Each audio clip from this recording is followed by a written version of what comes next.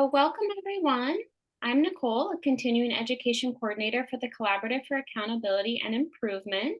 Thank you for joining us today for a webinar on the President's Council of Advisors on Science and Technology, also known as PCAST, report implications for CRP leaders. Please submit your questions into the chat or Q&A at any time. We have left plenty of time at the end of today's presentation to address all of your questions.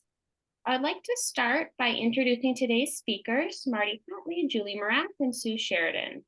While I could speak forever on the credentials and experience of today's presenters, I'm going to keep it brief so that we can dive in. Sue Sheridan is a founding member of Patients for Patient Safety US and is a working group member of PCAST. Julie Morath is a founding and current member of the Lucian Leaf Institute of the Institute for Healthcare Improvement and is also a working group member of PCAST. Marty Hatley is a founding member of Patients for Patient Safety US and president and CEO of Project Patient Care. Marty has been invited today in a commentator role to jump in and provide insight and commentary throughout. And with that, I will pass it off to Marty to start with today's learning objectives. Thank you all. Thank you, Nicole. And hello, everybody. It's great to be with you this morning to talk about this exciting new developments in patient safety. So here are our learning objectives for today.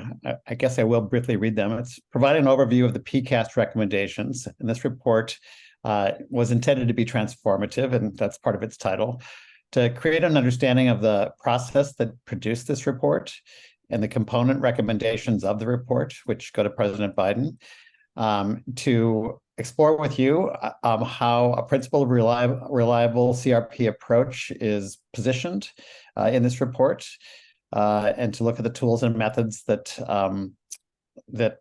involve, that I know many of you know very, very well because you're working in this space. Identifying the implications of this report for the CRP movement and you're the leaders of the movement, so for your role in the movement. And then establish accountability to identify the gaps and actions required. The report is not it's not perfect, so there are some things that, some opportunities for further action. With that, I'll pass this over to Julie to get us started. Thank you, Marty. I'd like to just really quickly walk through PCAST background and how this report came about, because the report is really the context in which Sue will take us into detail about the CRP process. So PCAST was established by executive order, and it's the President's Council of Advisors on Science and Technology. It's an independent federal advisory committee with 18 members from industry, academia, and nonprofit sectors. They're all scientists who are deeply involved in looking to the future. A work group, which Sue and I had the honor to serve on for patient safety, studies topics and solicits information from diverse stakeholders, and through a iterative process, drafts report. Now, the report is submitted to PCAST, and PCAST must take an action to approve or not approve the report, and it must be public. So it is recorded and open to any public that would want to attend. The full report is appended here for your interest following this broadcast.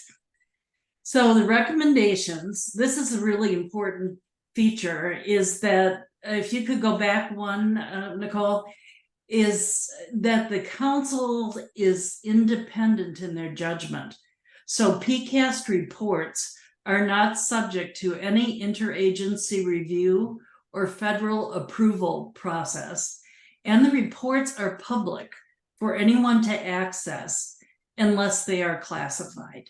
The next slide is if you could advance, is our working group. And we spent well over a year grappling with what are actions and recommendations that would help, as Marty said, transform patient safety in the US healthcare system. This is not meant to be incremental, although it's built on past experience, but to really push forward. There were 4 PCAST members listed here that served on the work group, and there were 6 of us that were external members. And those were Don Berwick, a name known to many, patient safety expert, experience with CMS and the Institute for Health Improvement. Christopher Hart is a systems safety expert and led the National Transportation Safety Board. Harlan Crummels is a research pioneer in the area of outcomes from Yale. Peter Pronovost is a patient safety expert working on innovation at the University Hospitals at Cleveland Clinic Medical Center. Sue Sheridan, who's with you today, is a patient advocate and is the founder of Patients for Patient Safety, the World Health Organization, US. And myself, who is there as a patient safety expert and a nurse to give voice to that profession that is on the front lines of care. The next slide. There were agencies involved. Now, as mentioned before, they did not have approval, yes, no, on anything we were doing, but they did provide information about what they were doing and what they saw were some of the limitations and opportunities.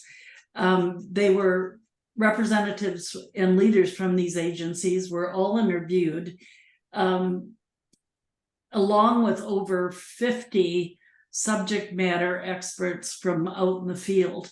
So a lot of input was invited. If you have questions about why the FDA is there, it's because we really focused a lot on devices and device safety in the application of patient care. And military medicine was also a very important feature because the President of the United States is essentially the CEO for the healthcare in military medicine. So the VA and Department of Defense were looked at in terms of what they could do with an executive order to transform and drive through and become exemplars for the recommendations. Health and Human Services is a backbone, and you'll see as we discuss the recommendations how that fits. The next slide takes us right to the recommendations. Julie, before we get into the please. recommendation, can I just say something too? This report was 2 years in the making, and we've all been waiting for it, honestly. Everyone in patient safety, everyone who cares about the safety of our loved ones who are patients or family members or ourselves, because this was an incredibly prestigious group. And one of the most gratifying things about the report is that it has very, very strong language just about where we are right now in the United States in terms of an overall approach to safety.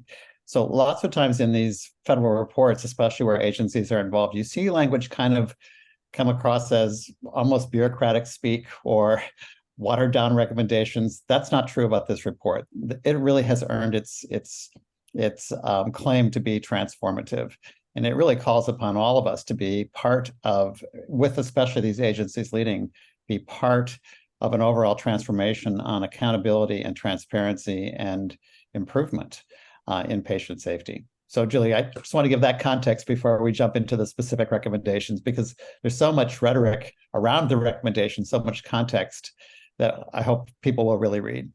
And Julie, before you go, I want to add on to what Marty said, and you did say this briefly in the other slide, but I do want to putting this in context, the recommendations that we're going to walk through right now, and then when we dive into the CRP topic, is that the intention of the report to the president is that these recommendations become, an executive order.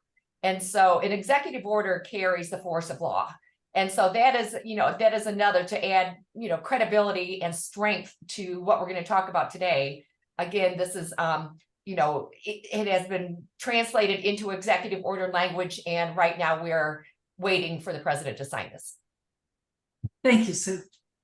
The president has been briefed. He's seen this, and so far so good. So now we're waiting given everything else that is going on in the world today, for him to fully direct his attention to execute on these recommendations. So this work group, we all had different perspectives and experiences, and they were complementary to one another. And this was not a major like dive in think tank. There was a lot of debate and attention and a shared passion for transforming and making healthcare better. And thank you, Marty, for your comment, because I think that captured the spirit in which this report was developed, generated, and published. So the first recommendation, establish and maintain federal leadership as a national priority. We grappled with the question, and it's often asked by our patients, families, and public, who's in charge anyway? And what we came down with is it is the President of the United States. We're harming our citizens. And the report reflects and establishes a home for patient safety. And this is a really important piece, because what flows from that is accountability, information flow, the establishment of a leader to orchestrate all the activities in the federal government and report on a regular current basis to the President of the United States. And it establishes a national patient safety team that is populated by patients and families themselves that will be providing oversight around the velocity of change and the urgency being applied to what we hope will carry a lot of weight. Recommendation, yes.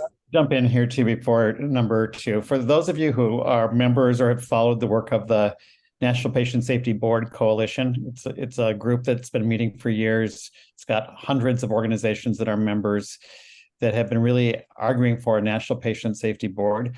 I think that's reflected in this recommendation too. This idea of a team that would, do investigations, analyze data, and then make recommendations across sort of the fractured landscape of all those different agencies and all the different parts of the world that have some authority for patient safety or some responsibility for patient safety.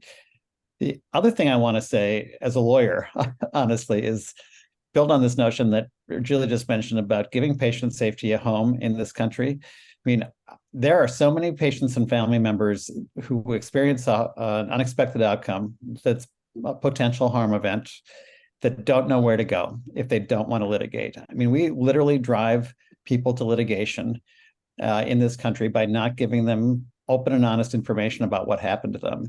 And it's one of the reasons I'm such a fan of the CRP program, is it just gives people that need they have when something has happened to you or to the person you're responsible for or love, and you just don't know where to go with it.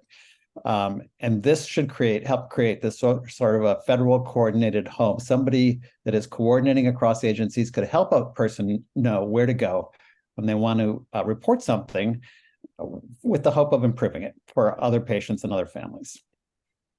Okay, Julie, I just wanted to make that. I want to add to number 1 as well. And I think what's unique about this is that, and very different from other interagency attempts at patient safety, is that there's a recommendation that an office is created at the White House, that there would be a coordinator in an office at the White House level, which is, to our knowledge, has never been done before.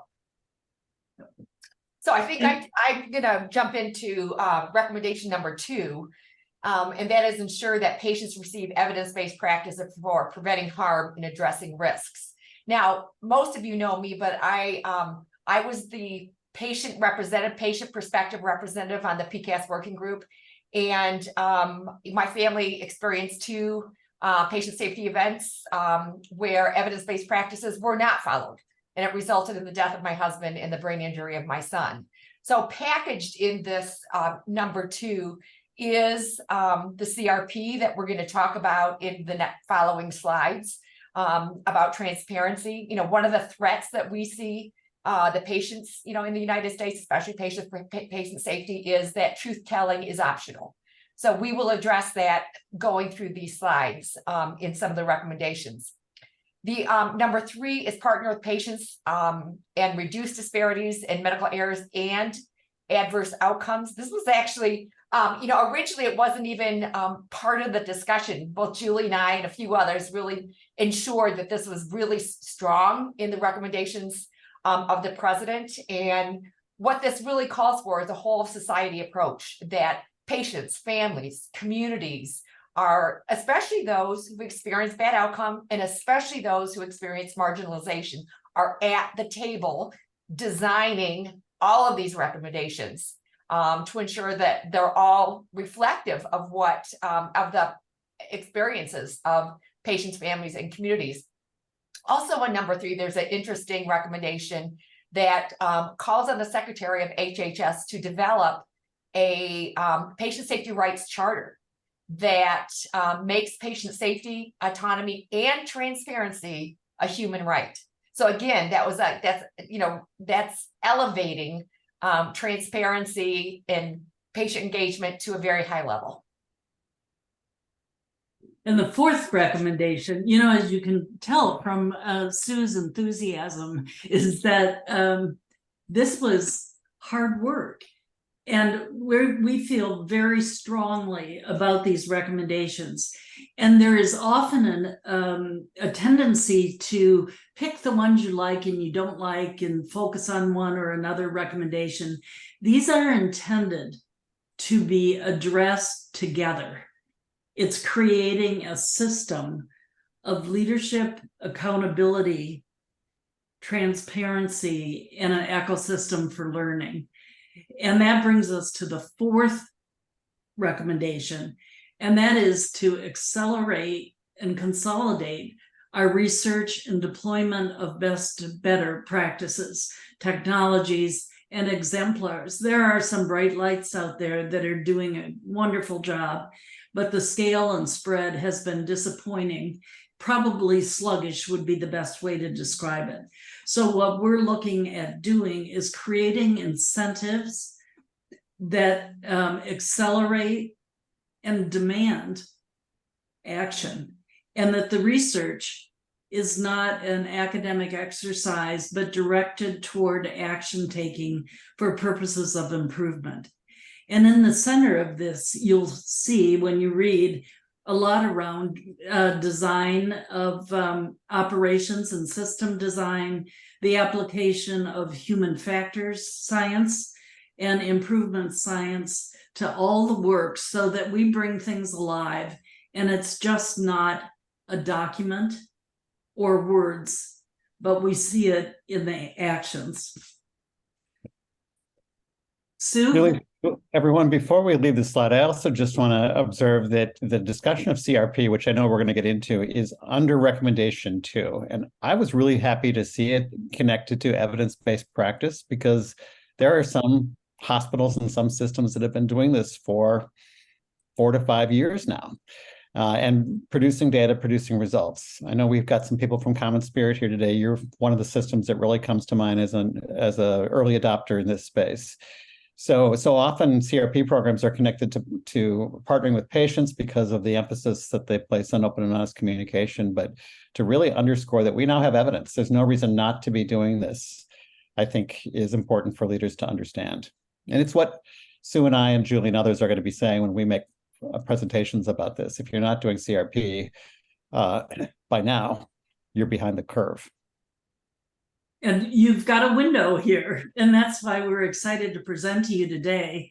And Sue will take you through this in the next slide and focus on this recommendation 2, because this is really the heart of the engagement, truth-telling, and involvement in patients and families when harm has occurred, but also as a way of producing a standard practice. Thanks, Sue, Julie. Yeah, so we're going to dive into recommendation 2. And as you can see by this slide, there are actually kind of 4 components to recommendation 2. The title itself, ensure that patients receive evidence-based practices for preventing harm and addressing risk is really a call for our healthcare systems to identify high harm events, including never events that have evidence-based solutions.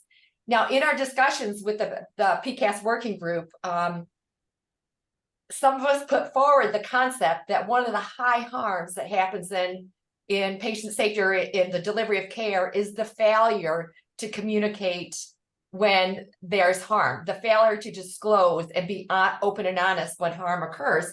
You know, Carol Hemmelgarn, another founder at Patients for Patient Safety and a true leader in CRP, you know, she calls this the second harm. So within the PCAST working group, we did identify a high harm as being that harm that patients and families experience when errors and harm are not disclosed. So we're going to talk about that. Yep. I just wanted to punctuate what you just said about the second harm. And one thing that you and Carol and others, Marty, have consistently talked about that has really impressed me is the first harm is typically a medical accident. It was not intended.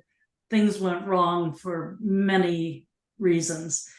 But the decision not to tell the patient and their family what happened and to work with them through the event, that's an intentional harm. And that's why we saw that as fitting into these serious harm events. Right. I would have to admit that, you know, I think some of our, you know, team members didn't necessarily see this fit as a high harm at first. They were thinking more of the epidemiologic approach to looking at harms. And so Julie and I and a few others really championed this concept. And then it was embraced. We can go to the next slide because we're going to look at this creating a learning environment. And I want to just read the components of the CRP recommendation, because there's a lot in here. Although it didn't, you know, Julie and I can honestly say it didn't capture everything we're hoping for, but this is such a wonderful communication of how important this is. So I'm going to read this to you. To ensure standards for timely communication to patients and families of harm events and immediate root cause analysis of the harm, CMS should require within 5 years that hospitals demonstrate their efforts to communicate with families and appropriate medical bodies after future events as a condition of participation. Now, Marty's going to talk a little more how this has teeth. And in the past, a CRP, open non-disclosure, like I said before, has been optional. This is taking it to the next level. And that hospitals should consider as a model prior efforts aimed at communication resolution, including communication optimal resolution program candor and communication resolution programs. And in a few slides, we're going to talk about those particular programs and opportunities to advance those. You can go to the next slide. Okay, this is where I guess I pick up here. So contemporaneously with the PCAST report happening, there's been many of us who've been huge advocates for CRPs for a number of years, and you've got 3 of them here on the phone today. So we keep pushing this on every place, and CMS does have some big pieces of leverage. One of them is the conditions of participation. So if you, and basically that's a condition for being part of the Medicare program. If you don't meet the conditions of participation, you do not qualify to get reimbursed for any of your patients who are on Medicare. And, you know, it's the lifeblood of many, many hospitals is treating patients on Medicare because there are so many of us.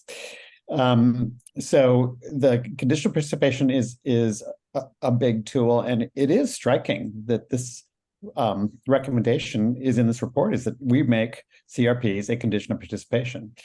And then, as Julie mentioned, there is kind of this 5-year ramp-up window to say, look, we'd like to see this happen in 5 years. That may be an executive order of President Clinton. But meanwhile, CMS also has another tool, and that is its public reporting. So for those of you that are affiliated with organizations that are part of the Medicare program, you know that you're asked to report to CMS about any number of things: hospital-acquired conditions, your work on health equity, your work on social determinants of health, all those sorts of things. There has been a measure being developed this year by a group of measure developers at Yale to create what CMS calls a structural metric for patient safety.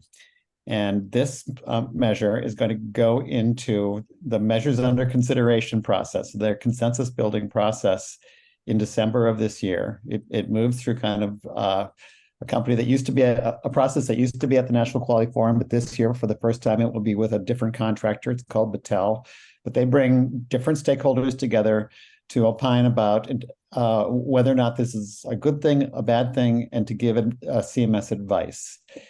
So that will happen in sort of the December and January timeframes.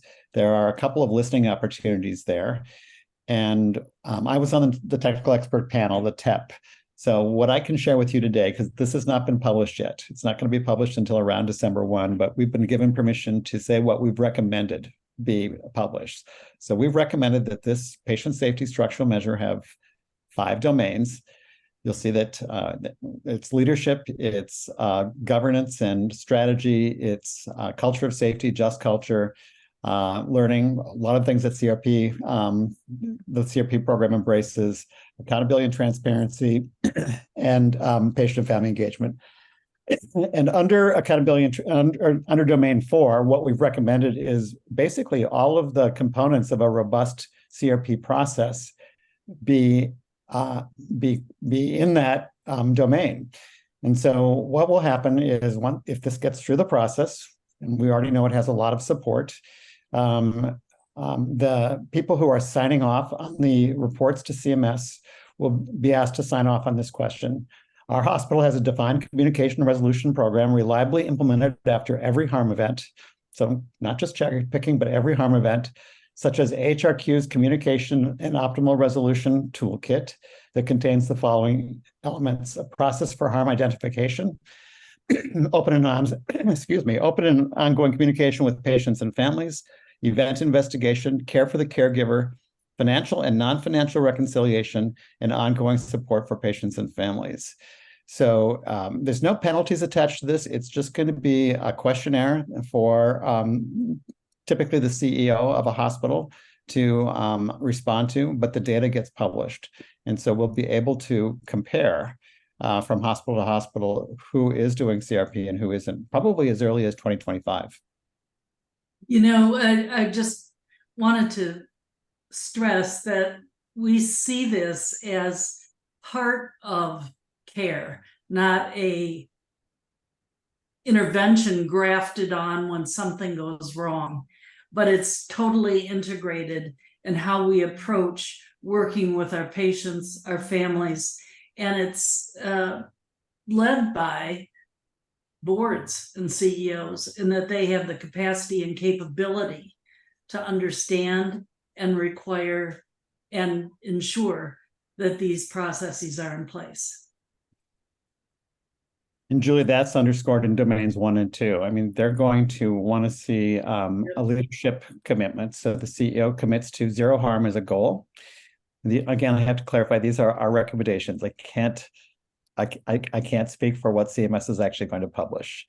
And then it's also underscored in strategic planning. They're going to want to see boards involved in oversight for all of these domains with a chunk of board time devoted to patient safety. That's all. That's in those domains. So it's a big leap forward in public reporting, while we also have the 5-year plan for condition of participation to implement CRPs. So, you know, given what is out there, both with what Marty just talked about in terms of the structural measure and the CRP recommendation in President Biden's report, or the report from PCAST to President Biden, this really opens up the opportunity for us to ask ourselves, how do we advance, you know, and build on the current structures of Candor and the current CRP programs? And Julie, to what you said, how do we really ensure that Candor and CRPs going forward are truly a continuation of care? And so some of these opportunities here is, you know, in some of the original CRP programs in Candor, the ongoing support of patients and families was not a component of the models. And, you know, in my opinion, and I have a strong opinion, because in both of the events that happened in my family, the harm and what happened was never, ever disclosed to my family. And I find it unconscionable that any kind of CRP program would not have ongoing support for patients and families, as it impacts, you know, the patient if they live, spouses, their children, their family members. So I think we have a real great opportunity to embed in CRP the ongoing support for patients and families. The second bullet there, in terms of really caring for your patients and families when they're harmed, I can't imagine a healthcare system believing that it's caring for patients if they try to prevent us from really talking about what happened to us or our family members, as we need to be able to talk about this to heal. It's actually kind of a torture if we're prevented from speaking about it. And I know from speaking to clinicians as well, that often clinicians are prevented from speaking about this. And this really prevents learning. You know, that's the number one thing that patients want, is that our system learns from the harm that happens to our family so it won't happen to others. How can we learn if we have to sign these non-disclosure agreements? Now, I have to say, this was part of the report that was generated to the president. And it basically stayed in there to the very last minute. So we know that it touched on our leaders as something important, but I think that maybe between now and 5 years, when we're ramping up this requirement, we can, you know, work with the CRP models and candor to embed this element. And this truly is about transparency. Marty, I think you have the next one. Yeah. I do. I just have to get off mute. And so I want to underscore I think the NDAs, and I say this again as a lawyer, are completely anathema to a learning system or a systems approach to safety. We improve safety by sharing, not by hiding things behind legal agreements. And yet it's so normal, so normalized in medical legal culture that you're going to sign an NDA that we've had a hard time getting over that. And it's one of the challenges that I think we have to really ask you as the CRP leader community to look at your practices when you settle claims or what could be claims, to realize that it's important to patients and families to share. It's also important to all of us to learn and prevent harm. And engaging patients and families is an important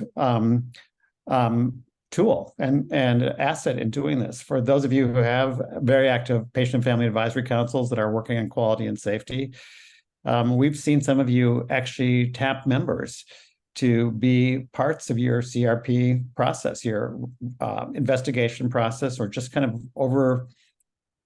oversight in general of your CRP process. And we really encourage that. It's helpful not only in improving your process or adding assets to your process, but it's helpful in generating trust in your community. When your PFAC members are engaged in knowing that the organization is open and honest about the things that it's doing to respond to harm events that were preventable, they tell their neighbors. They talk in their own communities. They talk in their own social media networks about what a great hospital you are. So it is an opportunity for us to not only improve care, but also improve trust. And so I think I go back to you on number 4, or is it Julie? It's Julie. Well, you know, one of the things that we see is part of our obligation and responsibility out in the field here is that the work we do is generative, that we're continually learning, and it's evidence generating, so that what is seen as the best practice today will continue to evolve. And so we want to make sure that in the recommendations, in the final recommendation around research, is that it's action research. It's learning about what the experience of people are, which takes us more toward qualitative data and not just the quantitative counting that has been, it's the gold standard in healthcare. But there is so much more because the stories are rich. in seeing that which is going to be discovered that we may not know to look for. So I'd encourage you, as you're looking at your CRP processes, how do you know that they're effective? And, what are the unique aspects of understanding the sociology of improvement as well as the science of improvement, and putting those together? And taken in total, this would lead us to conclude that we're involved in the creation of a new normal, and that is truth-telling as a standard of care and practice. Sounds simple, but hard to do. Can I just make a comment about that last bullet? As a family member who lost her husband and my son was harmed, and, the truth was never disclosed to us until we found it out on our own. It's shocking to me that we have to say that truth-telling is a standard of care. When I learned that there was substantial cover-up in what happened to my family, I thought that was against the law, to be honest. And when I learned that it was optional at the time, it was shocking. And so, and I want to use the address trust. I and my husband implicitly trusted the healthcare system. We had great experiences prior to the medical errors in our family. The minute I learned that the hospital covered up and did not disclose the harm to us, trust was lost. And so, talking to the healthcare systems on this webinar, we need to rebuild that trust. You need to communicate to your patient community that you are trustworthy, that you act in a trustworthy way, and that you will, embed a really meaningful CRP. My 2 cents. No. Well, Sue, I'll just add that I think it's an ethical standard already. So the fact that it's not the legal standard of care, when, every person, every healthcare professional who goes through some kind of training in healthcare knows that it's ethically required to be honest. And it's also reflected in the ethical canons of healthcare organizations. Sure. So the fact that, and again, this is my profession, lawyers, I think often are the ones who counsel their clients, about the importance of an NDA, or, the importance of winning, the importance of denying and defend. I mean, it's just completely inconsistent with ethics, as well as, again, a systems approach to speaking. So we got to get it. Yeah, this is a call to action for the CEOs. My question, going back to who's in charge, the C-suite, the board's in charge. And so this is, a call to action to our leadership, that they make the decisions about this and not their attorneys. Yeah. We've both run into that. Yeah. I think that takes when I was involved in this a while ago, it was the board that determined that lawyers, while very helpful and providing counsel and knowing limitations and opportunities, cannot replace the relationship of the clinician and the organization to the patient and family, and will not. And that was a big step. And if you've not had those kinds of conversations, they are transformational in terms of how an organization defines and creates its culture. Julie, before we go on, I just want to say that for those of you who don't know us that well, I mean, Julie Morath was a real leader in this space. She was at an organization, Twin City Children's Hospitals, that was an early leader in transparency. And you and Brock Nelson and the other leaders there, I mean, we in the patient community and the advocacy community were so thrilled to see your organization step up and talk about what you were doing publicly and leading. And I think, Sue, I don't really want to speak for you, but when we saw you do it, when we saw a couple of other organizations do it, we thought, good, this is the trend. Other organizations are going to come along. They're going to do it too.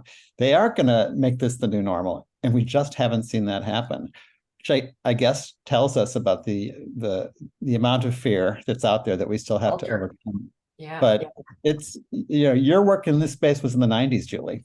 Yeah, that was a long time ago. So it's way past time for us to be catching up to what you helped us get going in. It was like the mid 90s, 95, 96, I think. Yeah, And 96, go for it. 97, yeah. So, if someone like us could do it, I think everyone can. It's just a matter of, it takes courage. Yeah. And people in healthcare have courage. So let's apply it in multiple areas, and CRP is one of those. Julia, I remember interviewing Brock Nelson, your CEO, and asking him Yeah. why he did it.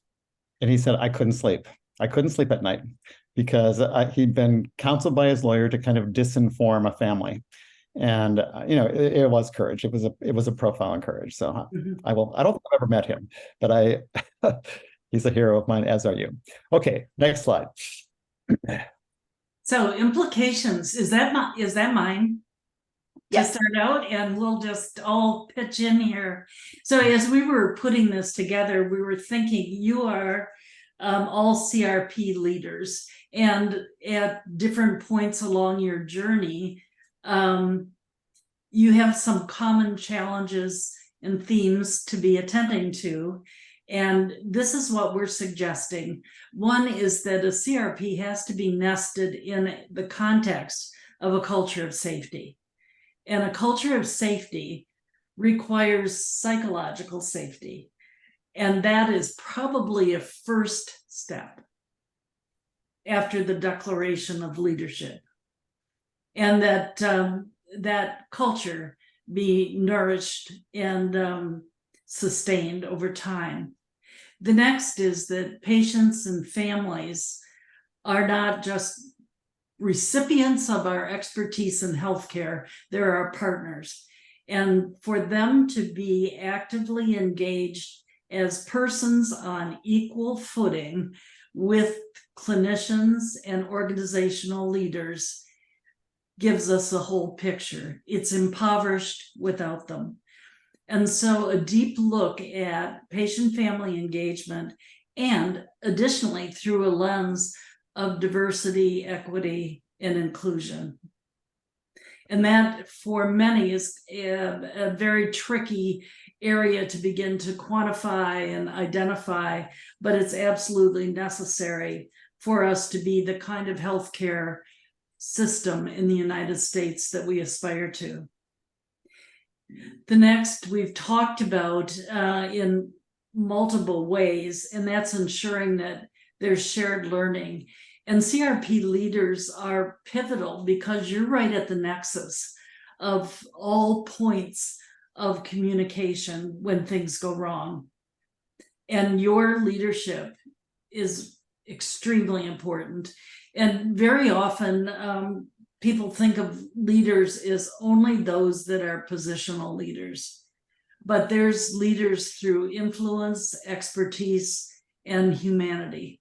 And I'd encourage you to begin to identify your unique leadership and how to continue to move this work forward.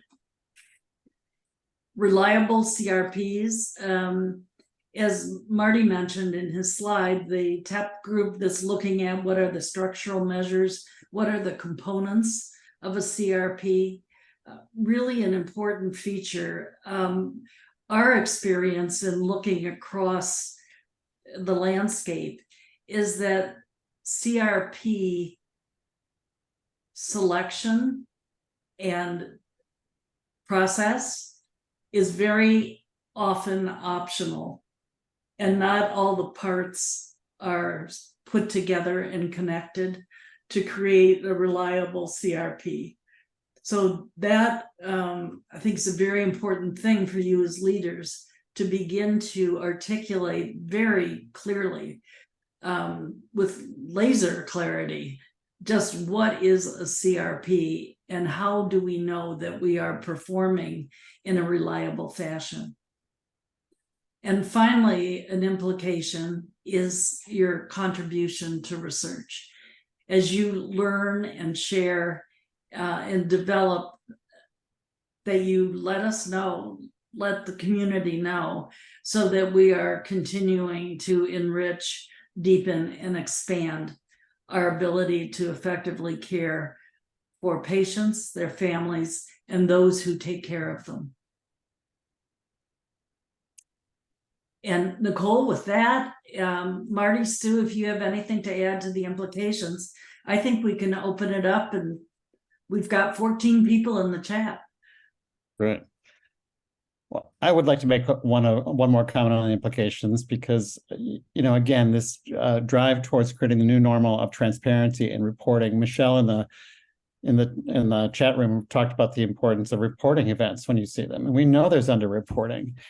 And not only that, but we now have a reporting system, our PSO system in this country, that was designed to be our learning system. That was the intent of the law, was to be the learning system. There are now over 90 PSOs, and of the 90 plus PSOs, almost 100, only 3 contribute their analyses, their learnings to the National Patient Safety Database that is available to all CRPs. The rest just hold on to it. So we have 90 silos of data.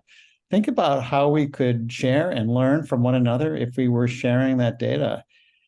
It's just not consistent with the purpose of the law to be hiding that the way so many PSOs do. So if you're involved in a PSO, I would just encourage you again to look at whether you report to the National Patient Safety Database and understand that it's crucial to learning that you do.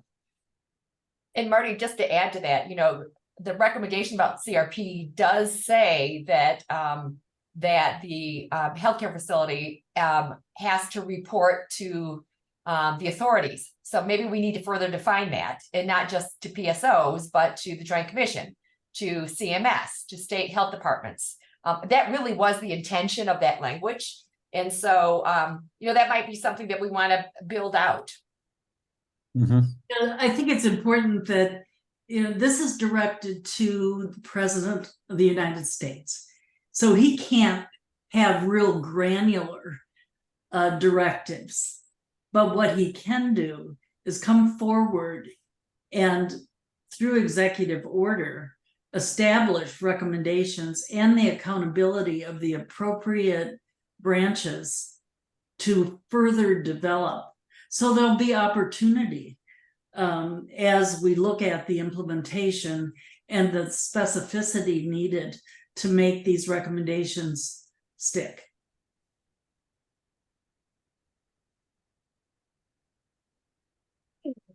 Thank you all so much. We did have a couple questions from into the Q&A, and I would encourage all of you in the audience to submit your questions. You have direct access today to the industry leading experts, and so please feel free to ask them your burning questions. Let's see, the first question that came in to the Q&A, Marty, I think this one will be directed at you. Will data from the proposed CMS patient safety structural measure domains be included in the CMS public portal, like Hospital Compare or Provider Compare website? Yes, that is the intention. And not only that, I think there's a pathway for, once they get a couple of years of data underneath their belts at CMS, they'll be looking for patterns in the data. They'll be looking for exemplar hospitals. So for those of you that began reporting your work on maternal and child health care a couple of years ago, you'll note that as of either 2024 or 2025 fiscal year, CMS is going to start designating birthing-friendly exemplar hospitals. And we suspect the same kind of plan is there for the patient safety attestation metric, the structural metric. But it will be reported publicly from the first year that it will be collected. The next question came in, you kind of touched upon a little bit, but maybe we can build out the PSO discussion a little bit more. And what is the vision for the future of PSOs in this context? And how would a savvy PSO position itself to add value in this new, more centralized setup? Well, I'll jump in and invite the others to think about it. I mean, there was a scathing report about PSOs a couple of years ago from the National Academy of Sciences. It was part of the statute. There was a 15-year look back at the effectiveness of the program. And I'm going to get this quote a little bit wrong, but basically they said There is no evidence that PSOs have made any difference in improved outcomes, and we see patient safety at a standstill in this country. So there was a lot of hope, a lot of expectation around the PSO program. I'm a critic of it at this point in time because I don't see any evidence. And what I see is a lot of legal protections there that, that the organizations who have PSOs are enjoying. And, you know, our expectation as Americans is that if you're going to be doing that kind of analysis and getting that kind of protection, you should at least be contributing your lessons learned and data to a learning system. That was the goal. That was the trade-off. And we don't see that happening. So, Well, you know, it's a statute. So there needs to be probably some statutory change to it. But I think what we could do here as PSOs, I know we've got some PSOs here on the phone call today. You can start by reporting your data to the National Patient Safety Database. Julie, I didn't mean to... While it isn't explicit in the recommendations, there is implications for PSOs and other agencies that collect information about safety events and harm in healthcare. And I think that I think there will be change. I think PSOs will not perform and look as they do today as these recommendations roll out and are filled in and are more robust.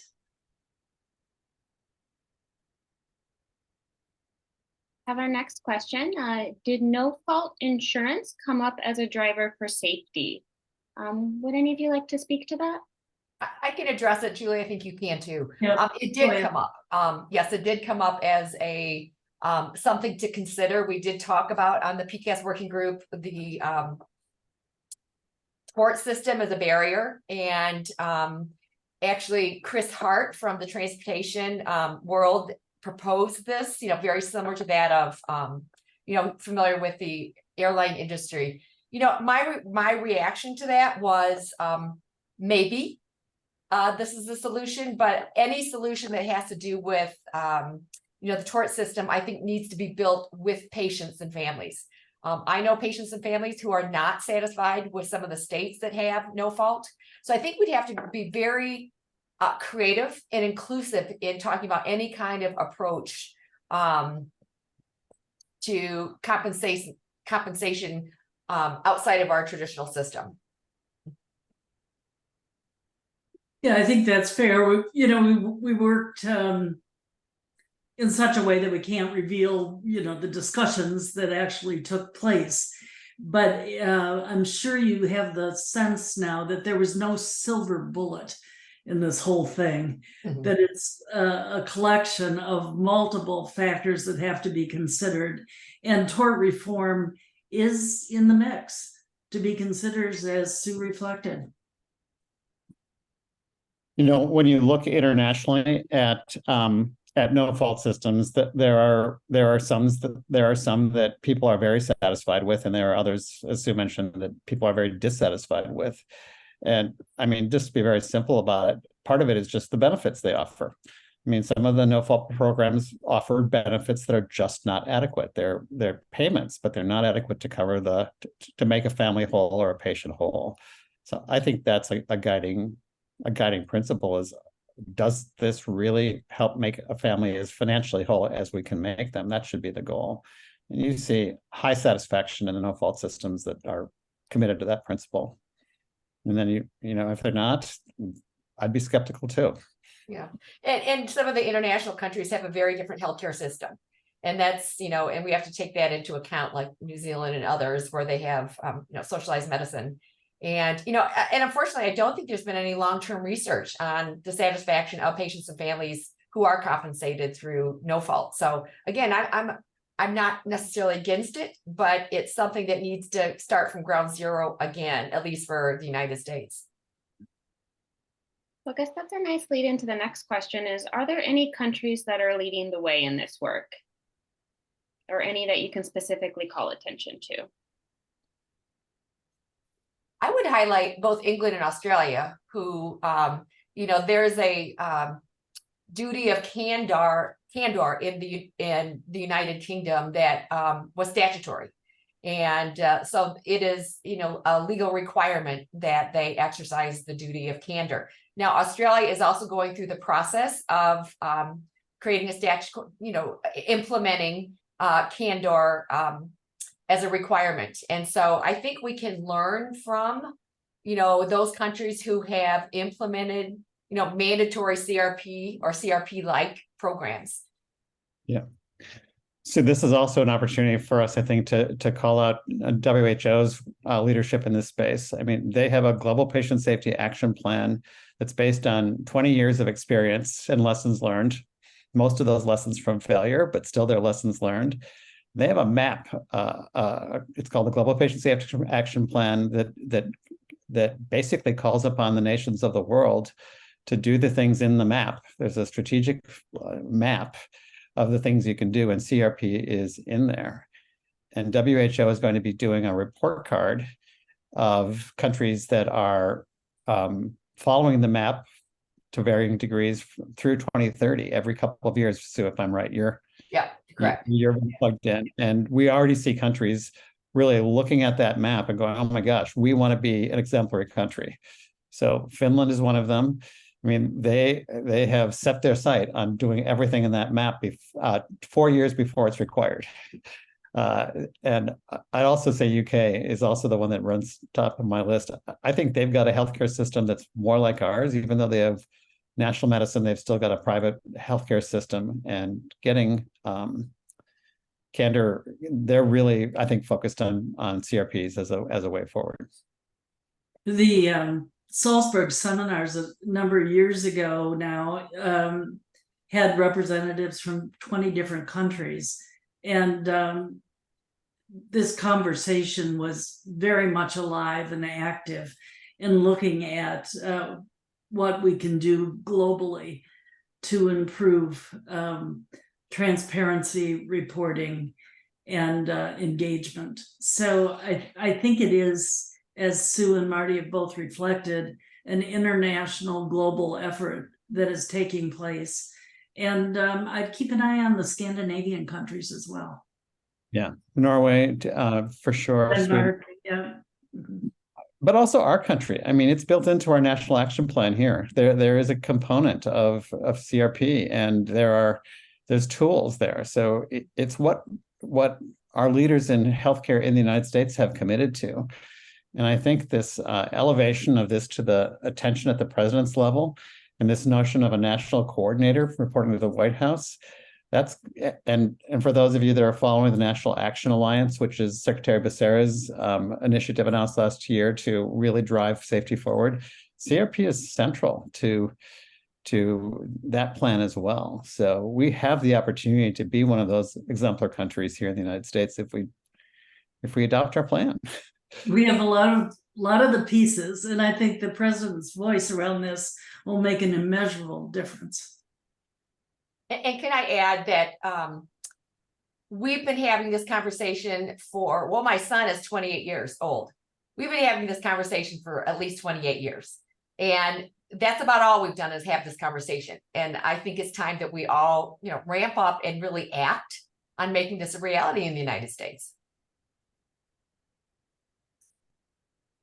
That just brings us to the top of the hour. So we have run out of time for today. But I would like to thank you all for attending today's session, and I would like to give a special thanks to our speakers, not only for sharing with you today, but for all their work to push this movement forward. This webinar has been recorded and will be available on our YouTube channel, so we encourage you to share it with your colleagues and with your community to learn more. And you can always reach out to us at the Collaborative, the CII@uw.edu for more information. And we look forward to seeing you next time.